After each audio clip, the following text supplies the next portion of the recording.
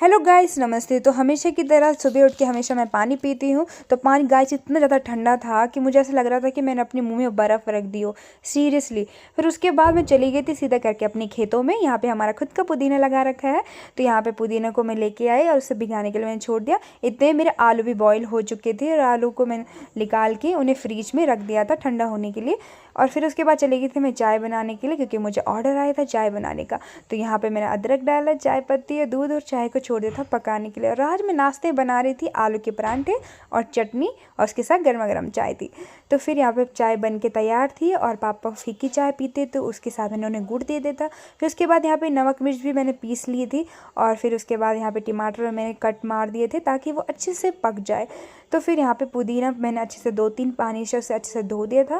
फिर उसके बाद सिलोटे में डाल के उसे अच्छे से पीसा। और आपको तो पता ही है सिलोटे की नमक मिर्च कितनी ज़्यादा टेस्टी होती है। फिर उसके बाद मैंने टमाटर के भी छोटे छोटे पीस करके उन्हें भी पीस लिया था। फिर आलू निकाल के लेके आए फ्रिज से, वो भी ठंडे हो चुके थे। उसमें पुदीना, कड़ी पत्ता, अजवाइन और पीसी हुई नमक मिर्च जो थी उन्हें डाला, उन्हें अच्छे से मिक्स किया और बनाने लगे उनके गर्मा गर्म परांठे। और यहाँ पे मम्मी घी लगा रही थी, मैं बना रही थी और मम्मी वहाँ पे घी लगा रही थी।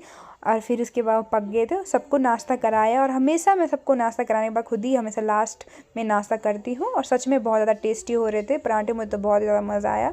फिर चले गए थे हम शाम को घर का सामान लेने के लिए, क्योंकि घर में जो जितनी भी साफ़ सफाई था, जितना भी काम था, वो सब खत्म हो चुका था। और अब बस रह रखी थी दिवाली की शॉपिंग करना।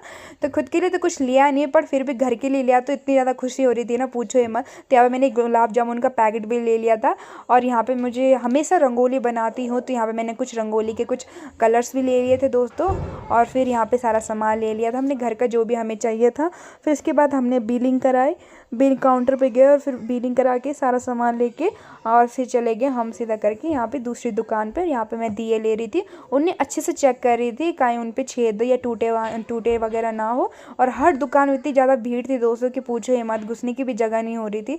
फिर उसके फाइनली हमने दिए वगैरह लिए। और ये पंचामृत है दोस्तों, इस पर मतलब बनाते हैं पंचामृत, और ये धनतेरस के लिए हमने इसे लिया। फिर उसके बाद चले गए थे हम मोमोज़ खाने के लिए, मोमोज़ वगैरह खाए जो कि बहुत ज़्यादा टेस्टी हो रहे थे। और आप देख सकते हैं आज घंसाली पूरा इतना अच्छा सज रखा था, इतना अच्छा लग रहा था देख के कि कुछ पूछो ही मत। मतलब कोई ऐसी दुकान, कोई ऐसे घर नहीं था जो नहीं सज रखा था। वाकई में बहुत अच्छा लग रहा था देख के। और फिर उसके बाद चले गए थे हम सीधा करके सब्जी की दुकान में। यहाँ पर मैं आलू ले रही थी, आलू को अच्छे से चेक वगैरह कर रही थी कहीं वो सड़े वगैरह ना हो। फिर चले गए थे हम घर सारा सामान लेके, और मम्मी सारा सामान चेक कर रही थी। और फिर हमने भी अपना घर सजा लिया था लड़ी से। आज के लिए बस इतना ही, मिलते हैं नेक्स्ट ब्लॉग में, बाय बाय।